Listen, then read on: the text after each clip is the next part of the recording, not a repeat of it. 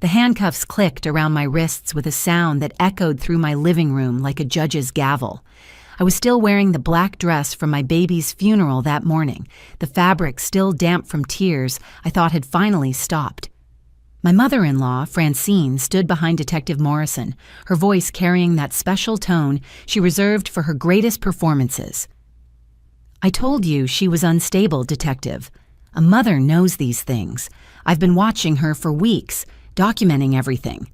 The detective, a woman with graying hair pulled back in a tight bun, kept her expression neutral as she recited words that felt surreal. "Mrs. Whitmore, you're being detained for questioning in the death of Noah Whitmore. You have the right to remain silent." The words blurred together as I stared at the family photos on our mantel. Noah's hospital picture from just 8 months ago, his tiny fist wrapped around my finger, his perfect rosebud mouth. How did we get from that moment to this nightmare? "Mommy!" My 6-year-old daughter, Penny, stood in the hallway clutching her stuffed rabbit mister. Hoppy so tight his button eye looked ready to pop off.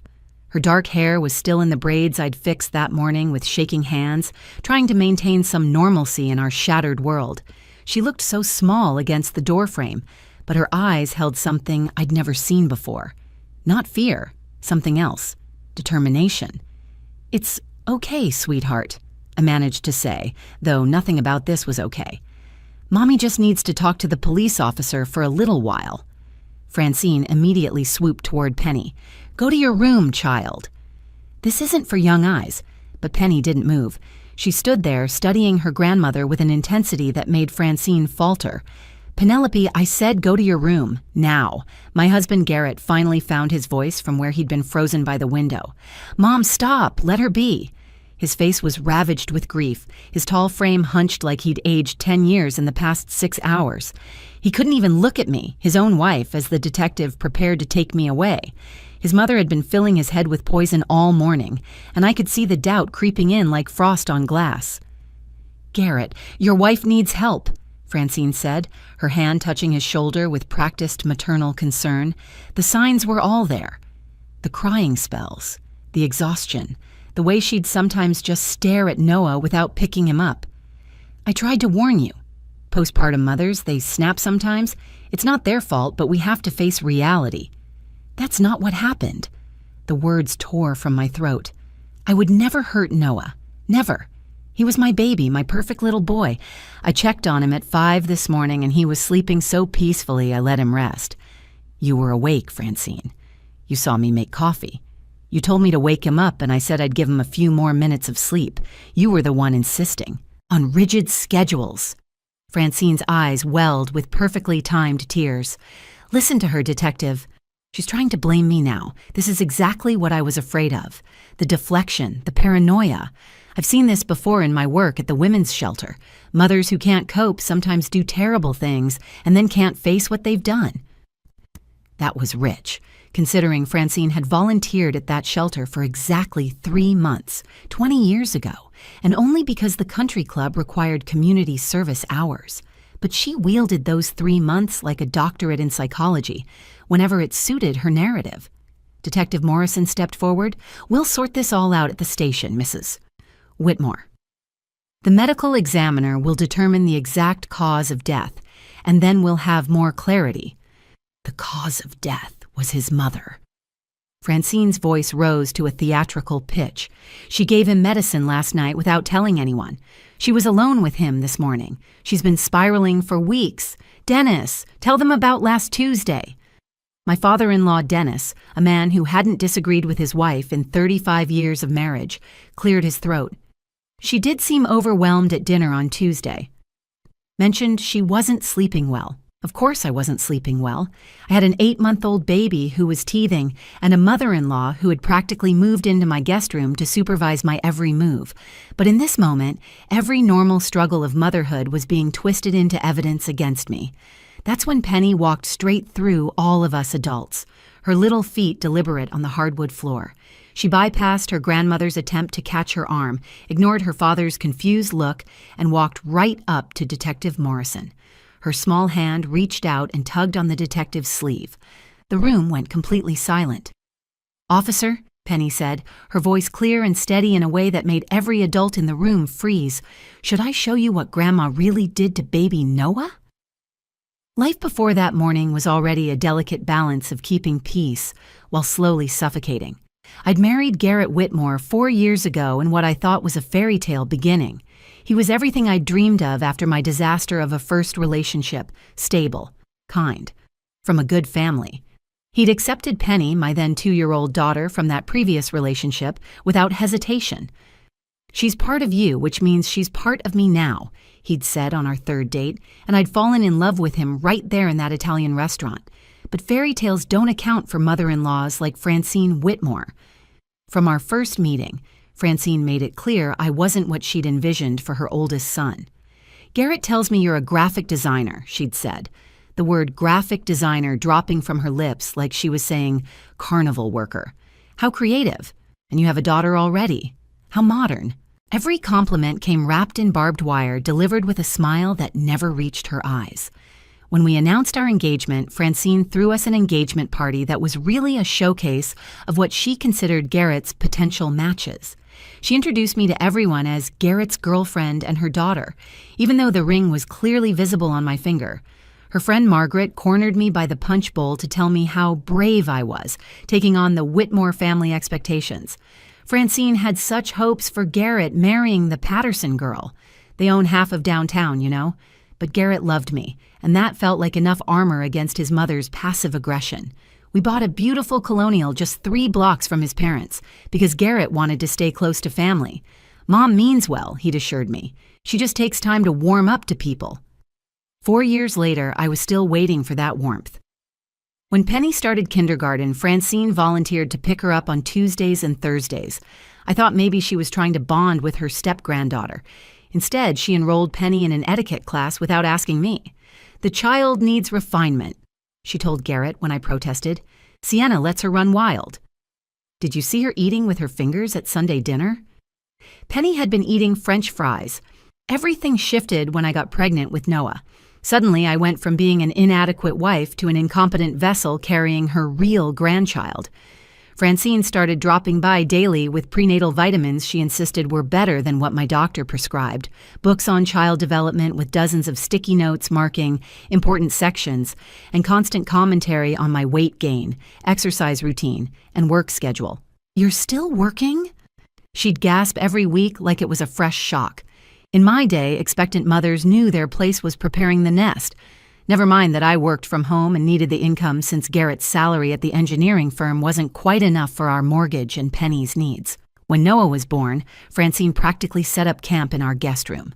She arrived the day we came home from the hospital with 3 suitcases and an announcement. New mothers need guidance. I've cleared my schedule for the next 6 months. 6 months. I looked at Garrett desperately, but he was so enchanted with his new son, he just said, "That's so generous, Mom. Sienna needs all the help she can get." Help.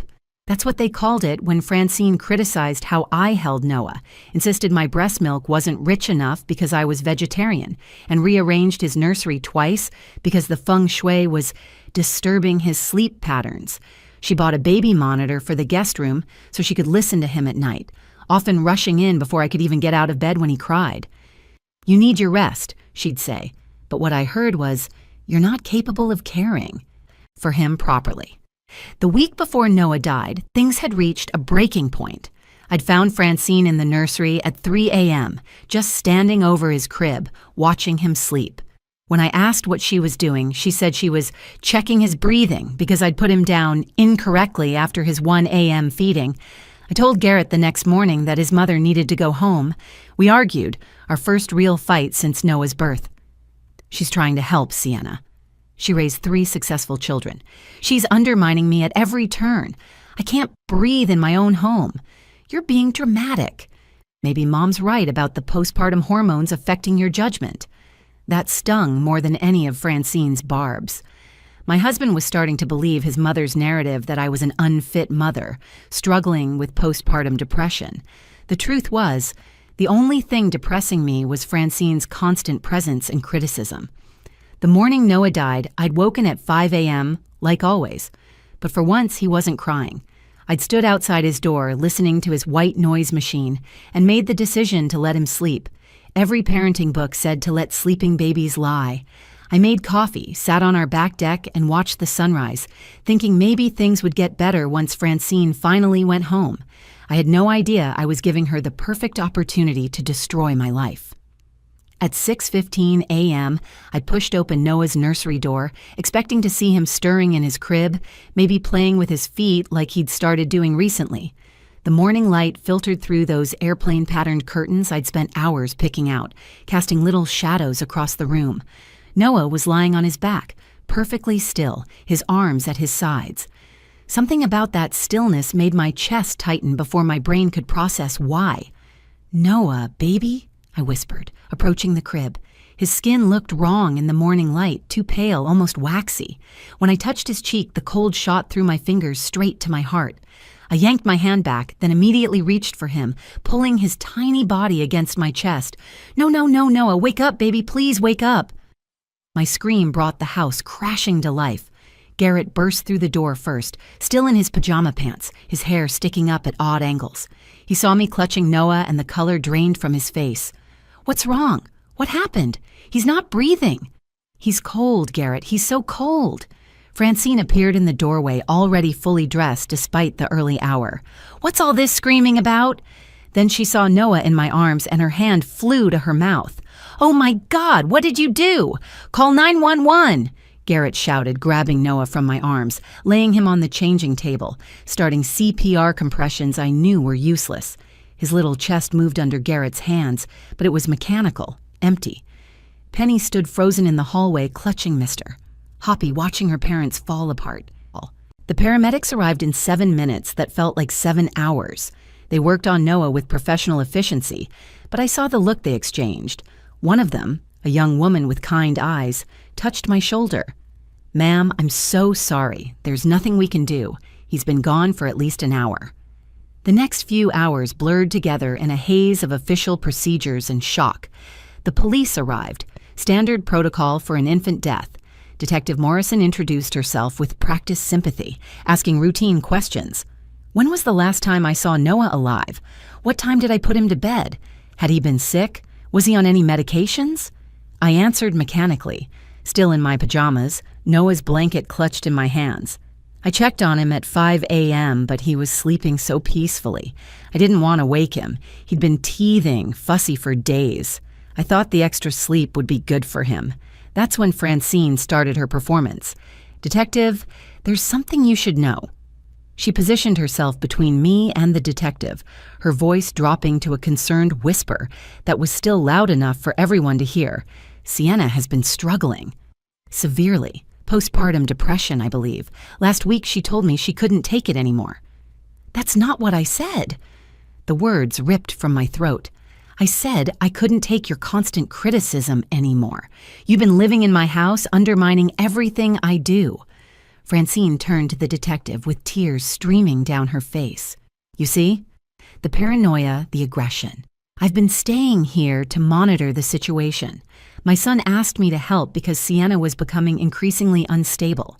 She gave Noah medicine last night without telling anyone. She's been secretive, defensive. It was infant Tylenol for his teething. The pediatrician prescribed it." Detective Morrison's expression shifted subtly, her notebook coming out. "Mrs.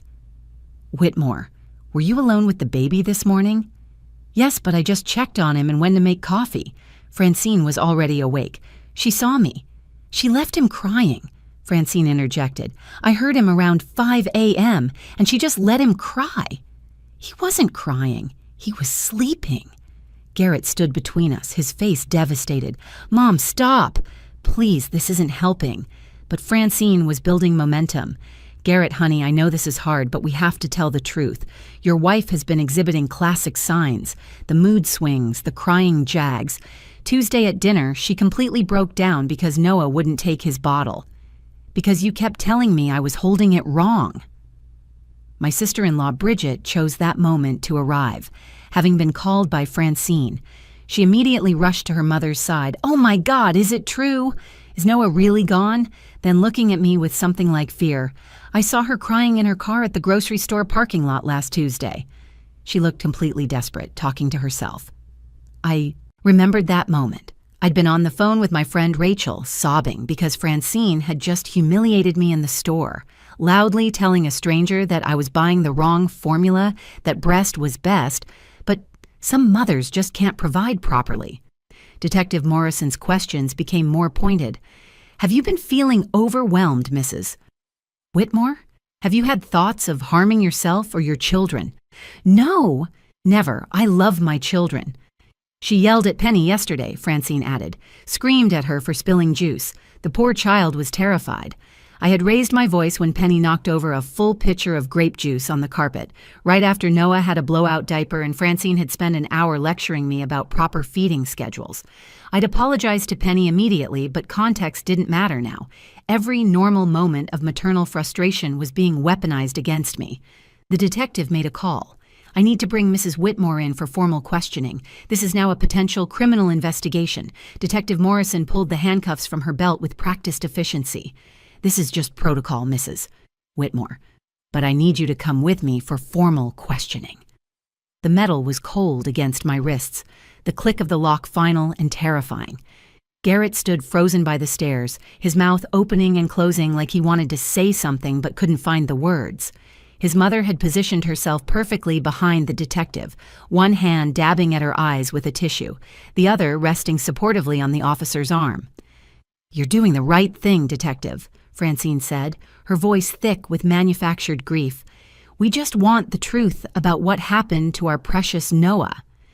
Sometimes mothers who are struggling don't even remember what they've done. The mind protects itself from trauma. "That's not how it works," I wanted to scream at her, but every word I said seemed to make things worse. I could see it in Detective Morrison's eyes, the way she'd shifted from sympathetic to suspicious. To her, I probably looked exactly like what Francine was describing, an unstable mother who'd snapped and was now desperately trying to blame others. Dennis stood by the fireplace studying the family photos with unusual intensity. "Francine was just trying to help," he offered weakly. "She's been so worried about the baby."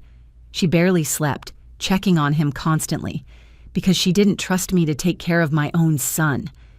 "Sienna, please," Garrett finally spoke, his voice cracking. "Just go with the detective. We'll sort this out. We'll get you a lawyer." "You think I need a lawyer? You think I did this?" The betrayal in his voice cut deeper than the handcuffs. "Garrett, it's me, your wife, the mother of your children. How can you even consider what she's suggesting?"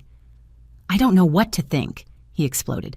"My son is dead. My mother is telling me you've been unstable for weeks, and you were the last person with him." That's when I noticed Penny hadn't moved from her spot in the hallway. She'd been standing there this entire time, watching everything unfold with those dark eyes that always seemed to see more than a 6-year-old should. Her pajamas had little unicorns on them, the ones she'd picked out for her birthday.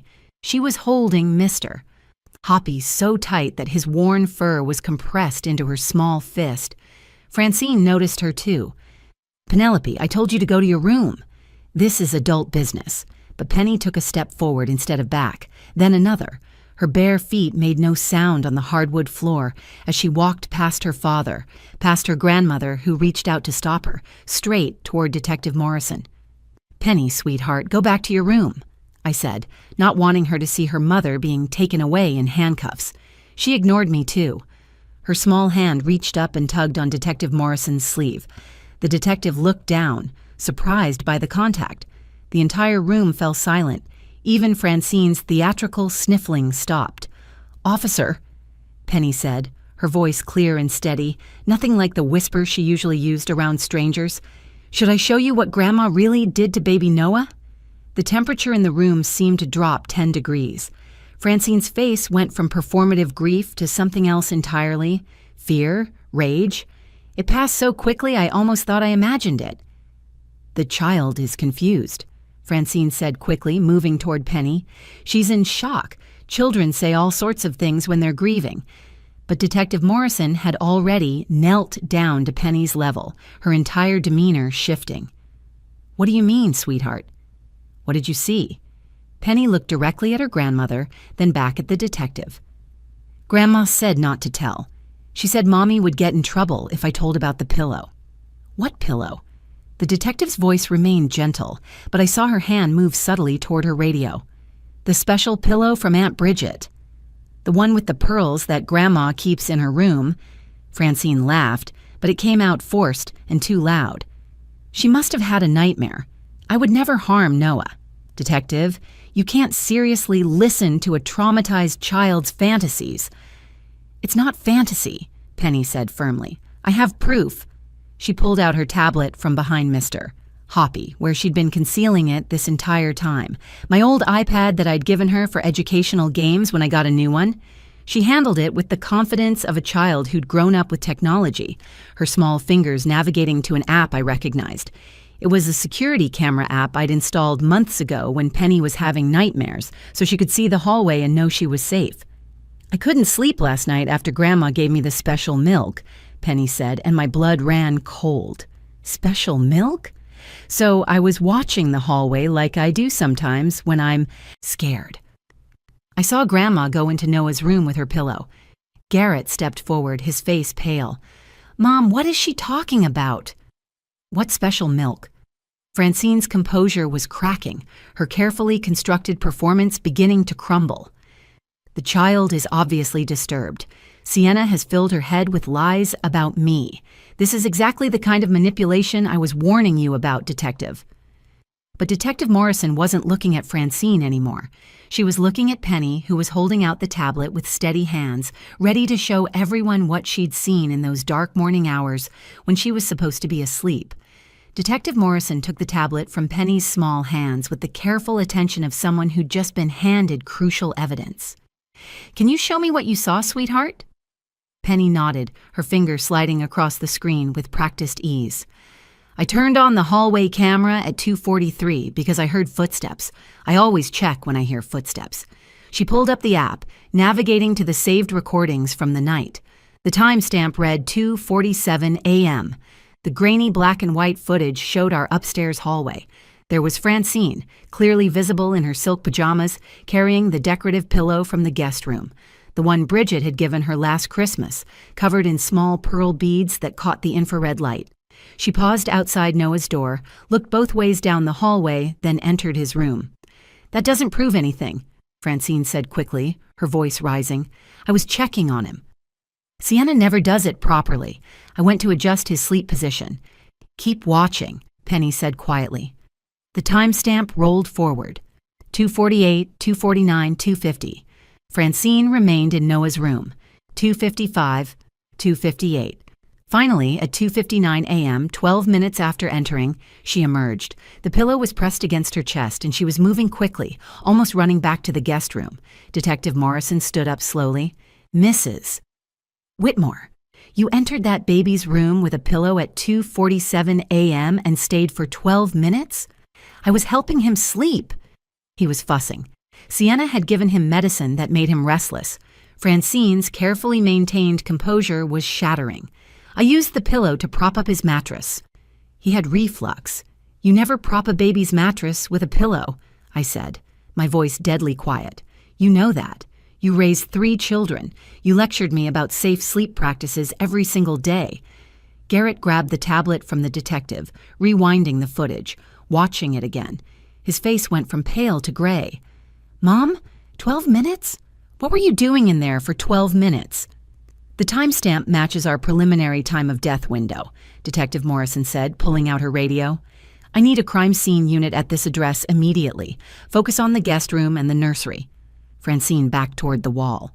This is ridiculous. You're going to believe a child with an overactive imagination and some grainy video that shows nothing criminal. There's more, Penny said. She swiped to another recording, this one from 3:15 a.m. It showed Francine in the hallway again, this time at the bathroom, washing something in the sink. She was cleaning the pillow cover. I heard the water running for a long time. Bridget, who had been silent until now, suddenly gasped. Mom, that pillow. I saw it this morning in your room. Some of the pearls were missing. You said you must have snagged it on something. Within minutes, the crime scene unit arrived. They found the pillow in Francine's suitcase, hastily stuffed under other clothes. Several pearl beads were indeed missing. Then came the devastating discovery. They found matching pearl beads in Noah's crib, underneath his fitted sheet pressed into the mattress.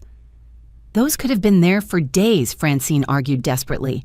"I changed his sheets yesterday afternoon," I said. "I change them every other day. You watched me do it. You said I was wasting water with so much laundry?" The medical examiner who'd been called back to the scene examined Noah again with this new information. She found tiny impressions on his face consistent with textured fabric being pressed against his skin, pearl-shaped indentations that matched the pattern of Francine's pillow. Detective Morrison removed my handcuffs. "Mrs. Whitmore, I'm so sorry for what you've been through." Then she turned to Francine. "Francine Whitmore, you're under arrest for the murder of Noah Whitmore." "It wasn't murder," Francine exploded, all pretense finally gone. "It was an accident." He wouldn't stop crying.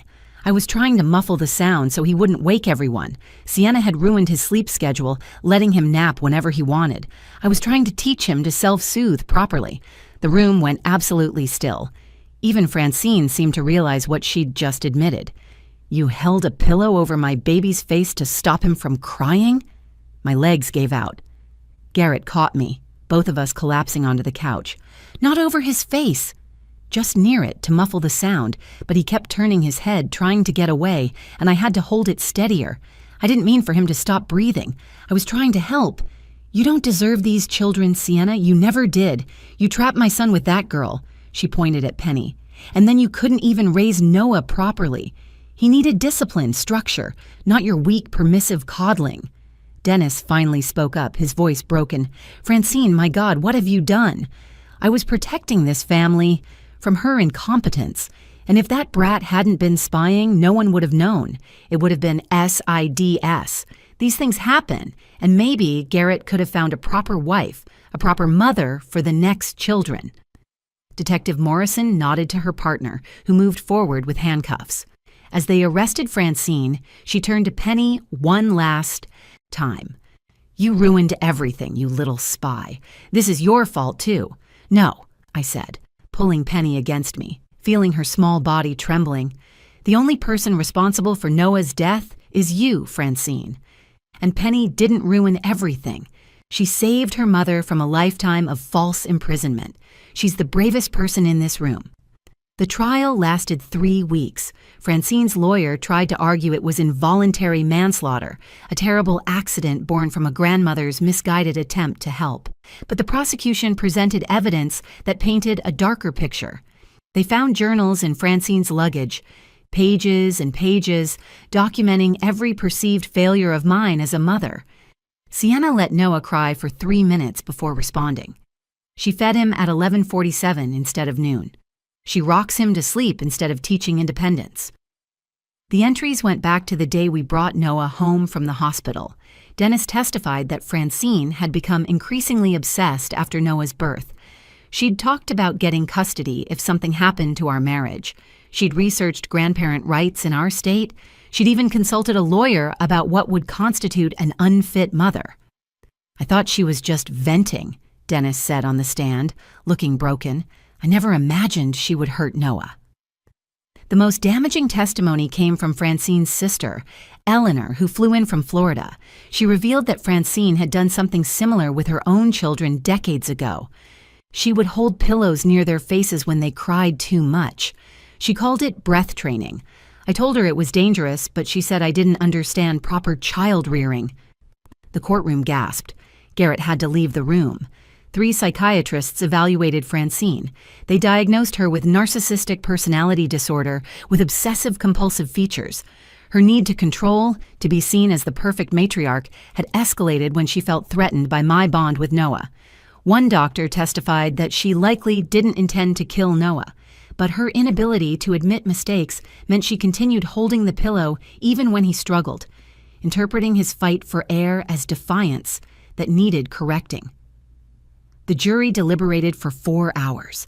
Guilty of involuntary manslaughter, guilty of child endangerment, guilty of attempting to frame another person for a crime. 25 years in prison. Francine screamed when they read the verdict, not in grief but in rage. I was protecting this family. She didn't deserve him. None of you understand what I sacrificed. Garrett and I tried marriage counseling for 6 months. We sat in that beige office week after week, trying to bridge the chasm between us. But how do you rebuild when the foundation was destroyed by the person who raised one of you? Every time Garrett looked at me, I saw his guilt. Every time I looked at him, I remembered his doubt when his mother accused me. We divorced a year after Noah's death, not with anger, but with profound sadness. Some things break too completely to be repaired. Penny struggled in her own way. She became selectively mute for 6 months, only speaking to me and her therapist. The weight of carrying that secret, even for just a few hours, had traumatized her in ways we're still uncovering. She sleeps with multiple nightlights now and checks her tablet camera every night before bed. Her therapist says she developed hypervigilance, a need to monitor her environment for threats. My brave little girl had saved me, but at a cost no child should bear. We moved across the country to Oregon, where no one knows our story. I work remotely now, designing websites while Penny does homework at the kitchen table. She's 8 now, thriving in her new school where she's just Penny, not the girl whose grandmother killed her baby brother. She draws pictures sometimes, families with angels watching over them. That's Noah, she tells me. He's keeping us safe now. I think about him every day, not just the horrible morning we lost him, but the 8 months of joy he gave us. His gummy smile when he first recognized my face, the way he'd grip my finger while nursing, his delighted shrieks during bath time, the weight of him sleeping on my chest. Francine stole his future, but she couldn't steal those memories. Dennis writes sometimes, heartbroken apologies on carefully chosen cards. He's divorced Francine, sold their house, lives in a small apartment downtown. He asks if he can see Penny, but she's not ready. Maybe someday. Bridget reached out once to say she was sorry for supporting her mother's narrative. I appreciated the apology but couldn't offer forgiveness. Not yet. Maybe not ever. The lesson I carry from this nightmare isn't about watching for monsters disguised as loving grandmothers, though that awareness exists now. It's about listening to the smallest voices. Penny, at 6 years old, saw what all the adults missed or ignored. She had the courage to speak truth when the grown-ups were failing her. She saved me from a lifetime of wrongful imprisonment, from losing her too when the state would have taken her. Every night, I check on Penny multiple times. I watch her sleep, this brave girl who lost her innocence to save her mother, and I whisper the same thing each time. Thank you for being brave when I couldn't be. Thank you for seeing what others refused to see. Thank you for saving what was left of me when everything else was lost. Noah would have been 3 now. I imagine him toddling after Penny, annoying her with his curiosity, making her laugh with silly faces. That future was stolen from us by a woman who claimed to love him best. But in my dreams, he's there, whole and perfect and giggling, forever 8 months old, forever perfect, forever mine. If this story resonated with you, if it made you think about the dynamics in your own family or the importance of believing children when they speak up, please share this video with someone who needs to hear it. Leave a comment below about a time when someone unexpected stood up for you, or when you had to find courage you didn't know you had. And don't forget to subscribe to our channel for more powerful true stories that remind us of the strength of the human spirit, even in our darkest moments. Thank you for listening to Noah's story. Thank you for witnessing our truth.